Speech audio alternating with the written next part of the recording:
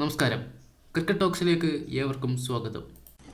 Wow, what an innings! വാക്കുകളില്ല ഈ ഇന്നിങ്സിനെ വിവരിക്കാൻ. സൗത്ത് ആഫ്രിക്കയിലെ സെഞ്ചുറിനിൽ സഞ്ജു സാംസണും തിലക് വർമ്മയും കൂടി ആറാടുകയായിരുന്നു. ഇതിൽ പറയാൻ വാക്കുകളില്ല, എന്ത് പറഞ്ഞാലും കുറഞ്ഞു പോകും. സഞ്ജു സാംസൺ 56 പന്തിൽ നിന്ന് 109 റൺസ് അദ്ദേഹം നേടിയപ്പോൾ തിലക് വർമ്മ 47 പന്തിൽ 120 റൺസും അദ്ദേഹം കുറിച്ചു. അദ്ദേഹം ബാക്ക് ടു ബാക്ക് സെഞ്ചുറിയാണ് തിലക് വർമ്മയ്ക്കും ഈ സീരീസിൽ നേടാൻ സാധിച്ചത്. സഞ്ജു സാംസൺ ഇന്നിങ്സ് എടുത്ത് പറയുകയാണെങ്കിൽ 56 പന്തിൽ നിന്നാണ് അദ്ദേഹം 109 റൺസ് നേടിയത്. 194 എന്ന മാരക പ്രഹരശേഷിയിൽ. അതിൽ 15 ബോളുകൾ അദ്ദേഹം അതിർത്തി കടത്തി.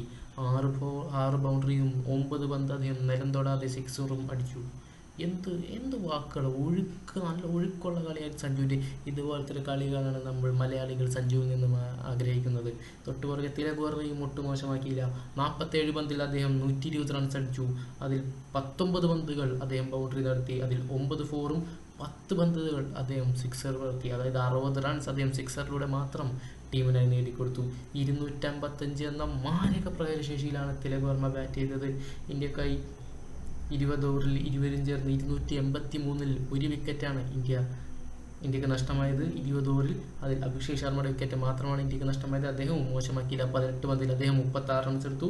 ബാക്കി രണ്ടുപേരും സഞ്ജുവും തിലകും കൂടി പിരിയാത്ത പാർട്ണർഷിപ്പ് 200 മേലെ അദ്ദേഹം ഈ രണ്ട് കൂട്ടുകെട്ടും ഇന്ത്യക്ക് വേണ്ടി സ്കോർ ചെയ്തു.